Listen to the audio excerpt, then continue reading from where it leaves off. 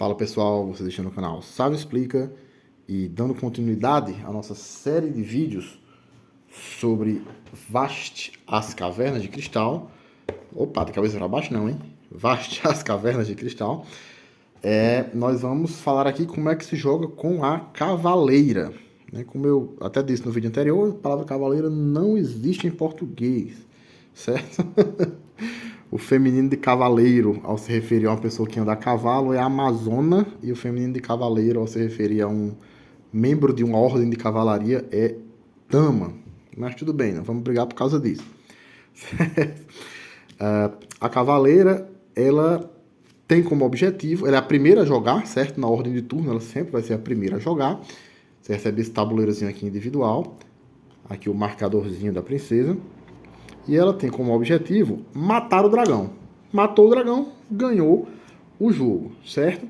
Então, na preparação, o jogador vai colocar o seu marcadorzinho da princesa lá na ficha inicial, certo? Vocês lembram do vídeo anterior, que a caverna começa exatamente com essa configuração que está aqui. A ficha inicial, que é essa que mostra a escadinha no centro e uma ficha de cada lado, né? Você coloca a cavaleira lá na ficha inicial, o marcadorzinho da cavaleira, e recebe aqui o seu tabuleiro individual, certo? No seu tabuleiro individual, você vai posicionar alguns cubos, certo? Você tem esses dois cubos vermelhos. Este primeiro aqui marca o seu nível de bravura, que começa em 1. Aliás, desculpem, em 1 não, começa em 0, certo? Veja que tem um marcadorzinho que vai de 0 até 45.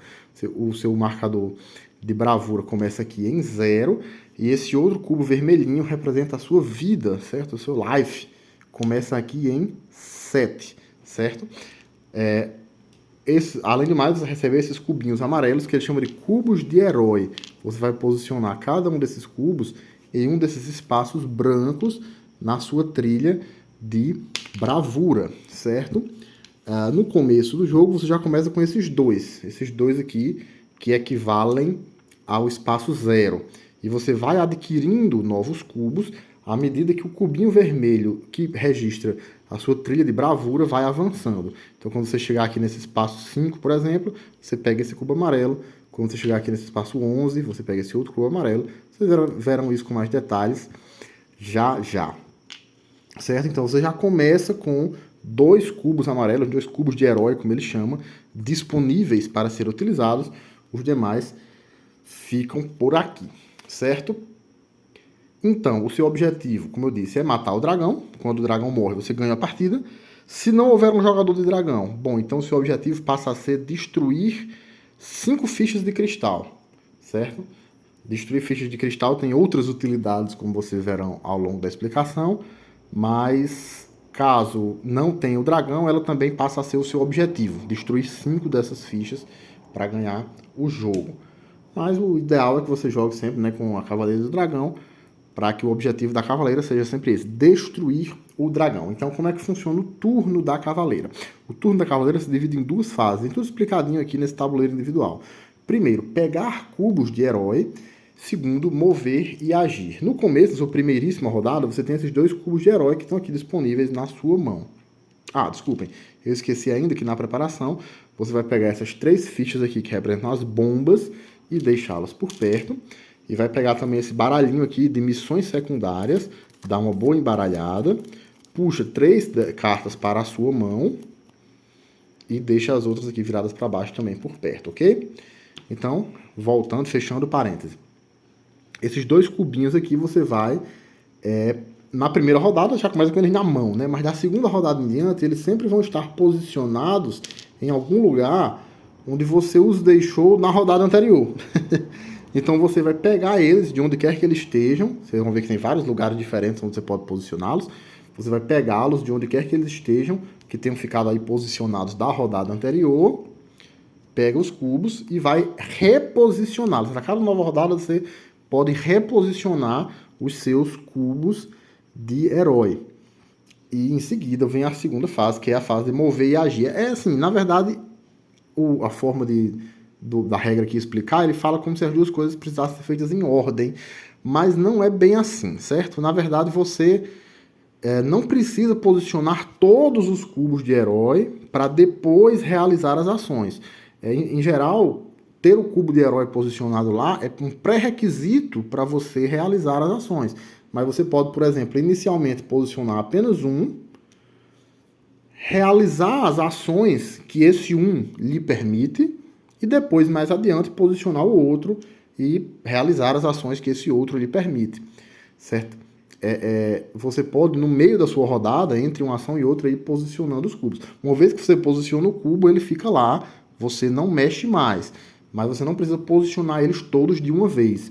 Você pode posicionar alguns, um ou mais, né, e realizar as ações que esses que você já posicionou lhe permite realizar, e só depois posicionar mais um e realizar novas ações e assim por diante, até que você não tenha mais cubos ou até que não possa mais realizar nenhuma ação, da forma que eu vou explicar, passar a explicar a partir de agora, certo? Então, ele chama aqui a fase 2 de mover e agir, porque na fase 2 você vai primeiro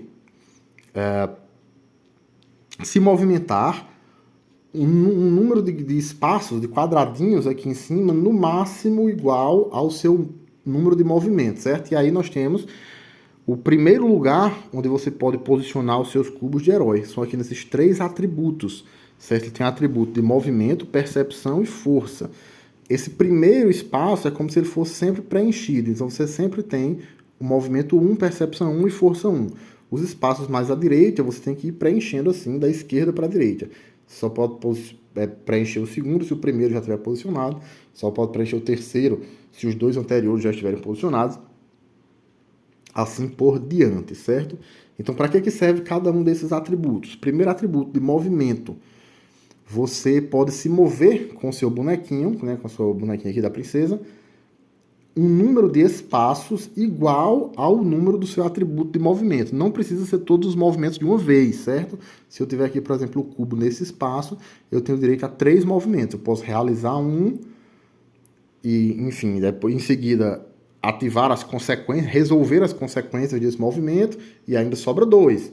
Então eu faço um segundo, resolvo as consequências desse segundo movimento, faço um terceiro e assim por diante, certo? O número aqui designa o número máximo de quadradinhos que você vai poder se mover na sua vez, mas não precisam ser os movimentos todos de uma vez só, certo? O segundo atributo aqui é o que ele chama de percepção. A percepção determina o número de encontros que você pode ter durante a sua rodada. Existe uma série de efeitos, né, de resoluções, de eventos aqui, que a regra chama de encontros. Então, o número máximo de encontros que você pode realizar é igual ao seu valor da percepção. E a percepção também afeta a sua interação com o ladrão, como eu explicarei daqui a pouco, certo? E por último, você tem a força, que a força é usada para você fazer ataques. Você tanto pode atacar o dragão, né, que é o objetivo do jogo, é você, afinal de contas, derrotar o dragão, quanto você pode atacar os goblins. Os goblins têm como objetivo destruir a cavaleira. Então, atacar os goblins, de certa forma, é bom para você minar o adversário que está querendo lhe destruir, né? Então, essa força serve para resolver os ataques, né? Quando um jogador vai atacar o outro, você sabe quem ganha o combate. De uma maneira que vocês também vão entender melhor daqui a pouco. Então, esses 3 atributos são os 3 primeiros lugares onde você pode colocar os seus cubinhos de herói. Além deles, existem também os itens, certo? A bomba, o arco, o mapa antigo e o escudo. Mas vamos primeiro dar um exemplo aqui de movimento. Imagine, por exemplo, numa primeira rodada, eu tenho posicionado meus 2 cubos nessas 2 posições. Então, no momento, eu tenho movimento 3, percepção 2 e força 1. Não é mesmo? Então, primeiro eu vou me mover. A cavaleira ela só pode se movimentar por corredores, ela não pode atravessar paredes, certo? Se tiver uma parede interrompendo o movimento dela, ela não pode se movimentar, a não ser que ela use o item mapa antigo, certo? Você coloca aqui os cubinhos nesses espacinhos de mapa antigo. Cada cubo que tiver presente aqui permite a você atravessar uma parede no seu movimento. Mas como aqui eu não tenho nenhum cubo no mapa antigo, eu não posso atravessar paredes, mas eu posso entrar em fichas escuras. No entanto, assim que eu entro na ficha escura, eu tenho que revelá-la, certo? Vocês lembram do vídeo anterior? Eu revelo, posiciono ela de uma maneira que ela se conecte com a ficha de entrada. Já gastei um movimento. E agora eu vou gastar um encontro. Porque de que se trata um encontro? O encontro basicamente é você resolver tudo o que precisa ser resolvido naquela ficha. Aqui o tabuleiro individual traz o lembrete, né? Então, primeiro, revelar e resolver a ficha. Isso aqui conta como um encontro. Segundo, resolver ataques. Terceiro, pegar gemas e tesouros. Então, revelei a ficha. Agora eu vou resolver. No caso aqui, trata-se de uma ficha de cristal. Resolver a ficha de cristal, como ele chama, é você pegar um marcador de cristal e colocar sobre a ficha. E aí a cavaleira vai poder destruir ou não esse cristal. Ela opta se quer destruir. Para que serve destruir? Se o dragão não estiver em jogo, destruir cristais é o que vai fazer a cavaleira ganhar a partida. Mas se o dragão estiver em jogo, destruir cristais também tem uma serventia. Sempre, na verdade, tem essa serventia, que é destruindo um cristal, você ganha 2 pontos de bravura. Para destruir um cristal, eu preciso ter uma força de no mínimo 3. É o caso? Não, desculpe, eu tenho força de apenas 1. Então, nem que eu quisesse, eu poderia destruir esse cristal. Então, está finalizado, basicamente, esse encontro, certo? Então, recapitulando, o que é um encontro? Um encontro é tudo aquilo que você resolve em uma determinada ficha. Primeiro, revelar a ficha. Segundo, resolver. O que quer dizer resolver? Existem vários tipos de ficha. Cada uma delas vai trazer uma coisa diferente que vai acontecer com você. No caso, existem as fichas de cristal, onde você vai colocar um marcador de cristal e pode ou não destruí-lo. Para destruí-lo, você tem que ter, no mínimo, 3 de força. Existem fichas que tem esse símbolo aqui de uma caveira. Elas são fichas de emboscada. Quando você revela uma ficha como essa, de emboscada, os goblins vão lhe atacar, fazendo uma emboscada, que vocês vão ver com mais detalhes quando eu estiver explicando os goblins. Mas assim, como é que funciona? Você, uma vez que revelou uma ficha de emboscada, você tem a opção de colocar mais cubos de herói no seu atributo força, caso você ainda tenha cubos de herói disponível, certo? Se você ainda tiver algum cubo na mão que você não utilizou ainda, você tem a oportunidade de colocá-los no atributo força se quiser, e depois disso os goblins vão lhe atacar de uma maneira que eu explico melhor quando eu estiver falando dos goblins, certo? Então são os tipos de ficha que existem: a de cristal, a de emboscada, que é essa que mostra a caveirinha, a de evento, que é essa que tem esse símbolozinho aqui. Sempre que você revelar uma ficha de evento, o jogador com a caverna irá lhe entregar uma carta de evento, certo? Ele tem 3 cartas, ele puxa as 3 primeiras do monte, escolhe uma para lhe entregar. Caso não exista o jogador com a caverna, você simplesmente puxa a primeira do monte. Tem eventos bons e tem eventos ruins. Então você pega o que está na carta, né? Seja a carta que você puxou aleatoriamente, se não houver jogador da caverna, seja a carta que a caverna lhe entregou, e resolve o que estiver escrito nela, certo? O que estiver escrito na caverna é só ler e aplicar. Às vezes, como eu disse, vão ser eventos bons, às vezes vão ser eventos ruins. Temos ainda fichas de tesouro. Quando você revelar uma ficha como essa, que tem esse baúzinho, você vai pegar uma ficha de tesouro como essa aqui, uma ficha de tesouro como essa aqui, e vai colocá-la sobre a ficha, sobre o marcador de tesouro, e vai colocá-lo sobre a ficha, certo? Você pode pegar o tesouro para você, ou você pode ignorá-lo. Se você quiser pegar o tesouro para você, o jogador da caverna vai lhe entregar uma dessas cartas de tesouro, certo? Ele fica com 3 na mão, escolhe a que vai lhe entregar e devolve os outros para o fundo do baralho. Vocês vão ver isso com mais detalhes quando eu estiver falando sobre a caverna. Mas se o jogador da caverna não estiver presente, você simplesmente puxa a primeira do topo do monte. As cartas de tesouro sempre vão ser coisas que lhe dão alguma vantagem, como itens, né? Por exemplo, aqui um kit de poções. Você aplica o efeito conforme está escrito aqui. E para ativar o efeito do tesouro, você sempre precisa colocar também um cubo de herói sobre ele. Tudo que tiver esse quadradinho branco indica um espaço para você posicionar um cubo de herói, certo? Você posiciona o cubo para ganhar aquele item, aquele poderzinho especial que o tesouro lhe dá. Isso se você decidir pegar o tesouro. Aí, nesse caso, você remove a ficha de tesouro do mapa. Mas se você não quiser pegar o tesouro, você ganha 5 pontos de bravura, certo? Você avança 5 espacinhos aqui na sua trilha de bravura com o cubinho vermelho quando você revela uma ficha de tesouro e opta por não pegar. A ficha de tesouro continua lá, porque ela vai poder ser utilizada pelos goblins, ou pelo ladrão, ou pelo dragão, como vocês verão mais adiante. E você avança 5 aqui na trilha de bravura. Veja, à medida que você vai avançando com o cubo vermelho na trilha de bravura, como eu disse, você vai desbloqueando novos cubos de herói. E esses novos cubos de herói você pode eventualmente utilizá-los na mesma rodada em que você os adquire, certo?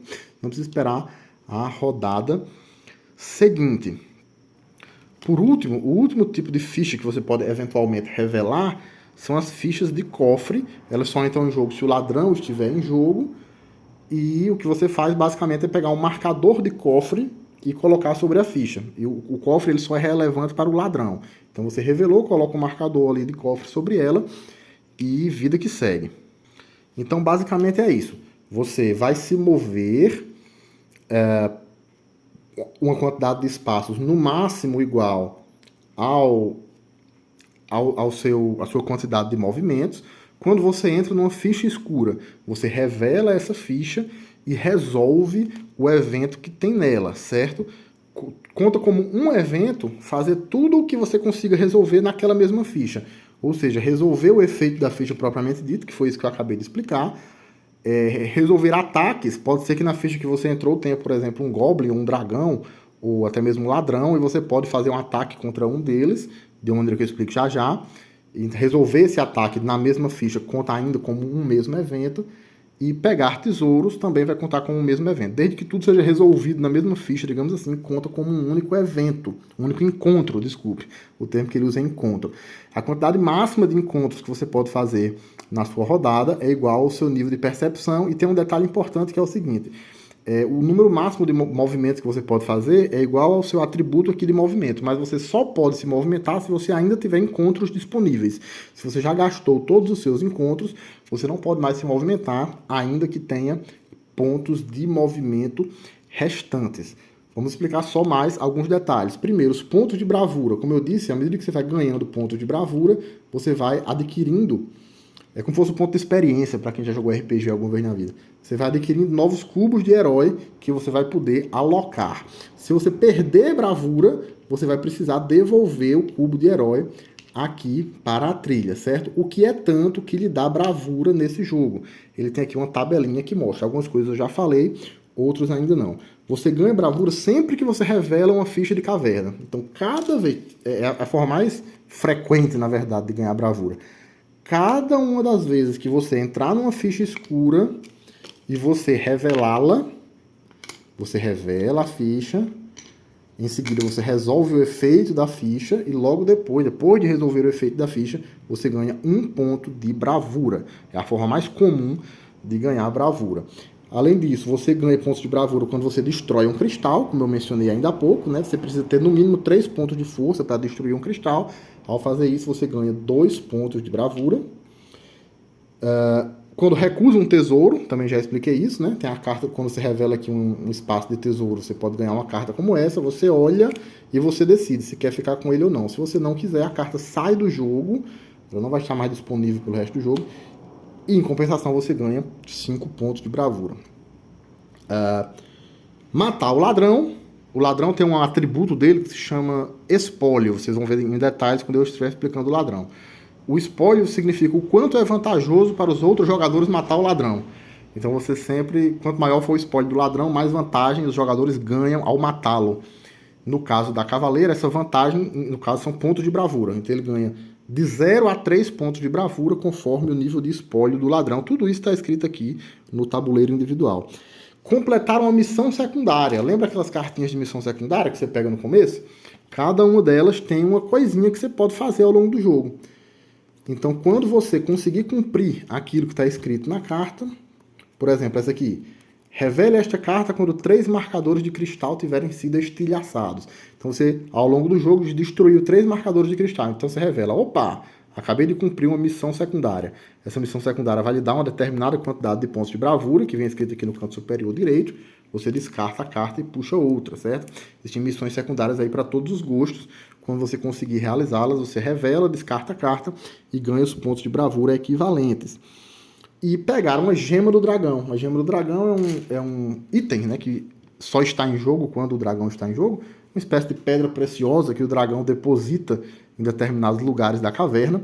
Só que essa pedra preciosa ela é uma armadilha, né? Ela pode ser uma armadilha. Então, quando você chegar num espaço que tem uma gema de dragão, você pode optar por pegá-la ou não. Se você optar por não pegá-la, ótimo, vida que segue, nada acontece. Mas se você optar por pegá-la, aqui ó, uma gema de dragão, só para vocês verem. Se você optar por pegá-la, você deve rolar o dado do dragão. Esse dado aqui, ele pertence ao dragão, ele vem dentro do kitzinho de itens do dragão. Mas às vezes você vai precisar utilizá-lo mesmo sem o dragão estar em jogo. Então você rola o dado do dragão. Se esse dado indica quais são as casas que vão ser afetadas por um determinado efeito, né? E varia conforme o efeito que estiver acontecendo no momento. Então a casa do meio significa sempre a casa onde o jogador está. E as casas ao redor, né? As casas ao redor, como o nome diz. Então se você joga o dado do dragão ao tentar coletar uma gema de dragão e ela afeta a casa do meio, ou seja, esse lado, esse ou esse, a gema do dragão, na verdade, era uma armadilha, ela explode e você perde 2 pontos de bravura. Mas se o dado não afetar a casa do meio, significa que a gema do dragão realmente era uma joia, não era uma armadilha, e você ganha 5 pontos de bravura. Ou seja, vamos jogar com a sorte. Você pode ganhar 5 ou perder 2, conforme o que sai aqui no dado do dragão. Certo? E o que faz você perder bravura? Bom, existe uma série de eventos, todos eles que são feitos pelos outros jogadores, né? Efeitos que os outros jogadores jogam contra você, que eu vou explicar em detalhes ao falar de cada um dos outros jogadores, que lhe tiram bravura, certo? Tudo conforme está explicado aqui nessa tabelinha. Se você, ao perder bravura, voltar para trás, aqui, desculpem, o cubo vermelho, voltar para trás de um desses espaços brancos que indicam onde os marcadores de cubo de herói são posicionados, você deve devolver o cubo de herói ao lugar. Se você tiver um cubo de herói ainda não utilizado, se está aí na sua mão, você ainda não utilizou ele nessa rodada, você devolve um deles. Se não tiver, você é obrigado a devolver um que já está utilizado, digamos assim, que já está aplicado ali em algum atributo. E se for o caso, sua rodada acaba imediatamente. Se você for obrigado a tirar um cubo de herói já alocado, digamos assim, para devolvê-lo à trilha, sua rodada se encerra imediatamente, certo? Falta só explicar, assim, de que forma você usa esses itens aqui. Eu expliquei apenas o mapa antigo, né? Para cada cubinho que você tiver aqui nesse espaço do mapa antigo, lhe dá o direito de atravessar uma parede, certo? No escudo, o escudo significa que você não pode ser movido por outros jogadores e cada vez que aconteça contra você um efeito que lhe faria perder bravura, você perde apenas 1 de bravura, independente de qualquer outra coisa. O que ele quer dizer aqui com não pode ser movido por outros jogadores? Existem diversos efeitos do dragão, dos goblins, da caverna, que vão obrigar você a se mover. É o que eu falei lá no vídeo inicial, que chama movimento forçado. Quando um outro jogador vai obrigar você a se mexer na vez dele, certo? Inclusive eu disse que ia explicar as regras de movimento forçado e vou explicar mesmo agora, certo? Você nunca pode forçar a cavaleira a se mover através de uma parede, nem a se mover em direção a um espaço escuro, certo? Nem a um espaço onde haja outro jogador, certo? Se você movê-la para um espaço onde tem uma ficha de evento, ela é obrigada a ficar ali e na próxima rodada ela vai ter que resolver aquele evento. Como assim? O que são essas fichas de evento que eu não expliquei? Porque quando a cavaleira revela uma ficha dessas de evento, né? Dessas aqui, ela imediatamente resolve o evento. Mas pode ser também que uma ficha dessa seja revelada por outro jogador, que não pela cavaleira. Então, se for o caso, você coloca uma fichinha dessa para indicar que a cavaleira ainda não passou por ali e que ali tem um evento pendente de ser resolvido, digamos assim. Então, se a cavaleira entra num espaço que tem uma ficha dessa, ela vai ter que resolver o evento, certo? Ela imediatamente tem que parar o movimento, ela não pode passar direto por uma ficha dessa, ela tem que parar e resolver o evento. Seja um movimento dela mesmo, né? Seja um movimento forçado, quando ela é obrigada a ser movida por outro jogador, em virtude, enfim, de algum efeito que outro jogador realiza. Mas o escudo previne isso, certo? Se ela tiver com o escudo ativado aqui, ela não pode ser movida por outro jogador. Vamos falar aqui do arco. O arco permite que você atire em uma tribo de goblins visível, certo? Reduzindo a população da tribo em uma quantidade igual à sua força menos 1. Vocês vão entender que história é essa de reduzir a população da tribo de Goblin quando eu estiver explicando os Goblins. Você pode usar o arco antes, durante ou depois do movimento. O que quer dizer uma tribo de Goblins visível? Você vai traçar uma linha reta do ponto onde se encontra a cavaleira até o ponto onde se encontra a tribo. Nessa linha reta não pode haver outros personagens, não pode haver uma parede, nem pode haver um espaço escuro. O espaço onde a tribo de Goblins propriamente dita encontra pode ser escuro, mas não um espaço no meio do caminho. Se você conseguir traçar essa linha reta, significa que aquela tribo está visível para você e você pode atacá-la com o arco. E por último, a bomba. Desculpem, a bomba serve para você atacar o dragão enquanto ele estiver no subterrâneo. Vocês verão com mais detalhes quando eu estiver explicando o dragão. O dragão ele inicia o seu jogo no subterrâneo da caverna, só depois que ele emerge para a superfície. Enquanto ele estiver no subterrâneo, você só pode atacá-lo usando a bomba. Apenas uma vez por turno, uma vez por rodada. Desde que o desmoronamento ainda não tenha começado. Vocês lembram do desmoronamento que eu falei no vídeo anterior, né? Depois que o desmoronamento tiver começado, você consegue atacar o dragão mesmo sem utilizar a bomba, mas ainda assim apenas uma vez por turno, caso o dragão esteja no subterrâneo. Quando o dragão já se encontra fora do subterrâneo, já se encontra na superfície, aí sim você consegue atacar o dragão sem precisar usar a bomba e também consegue atacar mais de uma vez por turno, se você quiser ou puder. Mas cada um desses ataques vai contar como um evento diferente. Um evento não, desculpa, um encontro diferente. Lembrando aquele conceito de encontro que eu expliquei ainda há pouco. Então, já que nós entramos nesse ponto, para finalizar o vídeo, vamos só explicar como é que ela interage com os demais jogadores, certo? Começando pelo dragão, certo? Para poder atacar o dragão, existe toda essa questão que eu acabei de explicar, do dragão estar ou não no subterrâneo, ter ou não começar o desmoronamento, o que vai definir se ela precisa ou não utilizar a bomba, certo? A bomba também pode ser utilizada para remover uma parede, certo? Você utiliza a bomba, você coloca ela em cima de uma parede aqui, com esse lado virado para cima, isso indica que aquela parede foi desmoronada, tá bom? Mas fechando parênteses, essa é a segunda utilização da bomba. Tudo isso, não se preocupe, que está descrito aqui muito didaticamente no tabuleiro individual. Mas voltando à questão de atacar o dragão, você vai ver se precisa ou não utilizar a bomba, conforme isso que eu acabei de explicar. Mas, precisando ou não, o ataque se resolve da seguinte maneira. Se o dragão ainda estiver no subterrâneo, você não precisa atacá-lo se não quiser, você ataca se quiser. Se o dragão já estiver na superfície, aí você é obrigado a atacá-lo caso queira entrar no espaço onde ele se encontra. Se você não quiser atacar, não pode entrar lá onde ele está, certo? Então, você vai comparar a sua força com a armadura do dragão, certo? O dragão tem um atributo, assim como a cavaleira tem os atributos movimento, percepção e força, o dragão também tem os seus atributos, um deles é a armadura.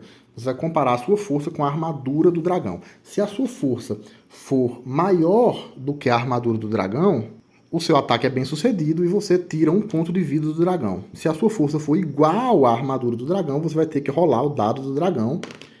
E o ataque só é bem sucedido se você o dado do dragão afetar a ficha central, né? Vocês lembram que eu acabei de explicar sobre o dado do dragão. Então, se o seu ataque for igual, a sua força, desculpem, for igual à armadura do dragão, você tem que rolar o dado. Se o dado afetar a ficha central, o ataque é bem sucedido e você tira um ponto de vida do dragão. Se não, nada acontece, né? Se o dado não afetar aqui o espaço central, nada acontece. Só recapitulando que atacar o dragão conta como um encontro, né? Um encontro. Se o dragão estiver no subterrâneo, você só pode atacá-lo usando uma bomba. As regras de ataque são as mesmas. Você tem que ter a bomba, mas uma vez que tenha, o passo a passo de como ocorre o ataque é o mesmo. Entrar no espaço onde o dragão se encontra. Se ele estiver no subterrâneo, você não é obrigado a atacá-lo, mas se quiser atacar, vai contar como um encontro. Se ele já estiver na superfície, você só pode entrar se for atacar, e para atacar os critérios são esses, né? A sua força tem que ser no mínimo igual ao do dragão. Se for igual, você rola o dado. Se for maior, não precisa rolar o dado, o ataque já é bem sucedido naturalmente. Com os Goblins é bastante parecido. Você, para entrar numa ficha que tenha um Goblin, para entrar numa ficha que tenha uma tribo de Goblins, como a regra chama, O detalhe é que você não pode entrar lá se a sua força for igual à do Goblin, diferente do dragão, né? Que é igual ou maior. No caso do Goblin, não. Tem que ser maior. Se não for, você simplesmente não pode entrar. Então, quando você entra nessa ficha, como a sua força vai ser maior do que a do Goblin, você automaticamente dispersa a tribo dos Goblins. Isso significa que o marcadorzinho vai ser removido do tabuleiro e mais algumas consequências que vocês vão ver quando eu estiver explicando no próximo vídeo, certo? Dispersar a tribo dos Goblins. Por último, o ladrão. Para você entrar numa ficha que tem o ladrão, se você não quiser atacá-lo, você pode entrar tranquilamente. Isso não conta como um encontro, certo? Você só entrou ali e deixou ele em paz. Mas se você quiser atacá-lo, o seu nível de percepção tem que ser maior do que o nível de furtividade do ladrão. Caso isso aconteça, o ladrão morre e você recebe os pontos de bravura igual ao nível de espólio do ladrão, como eu já expliquei ainda há pouco. Então é isso, resumindo, esse é assim que se joga com a cavaleira, certo? Espero vocês no próximo vídeo, onde nós vamos explicar como jogar com os goblins.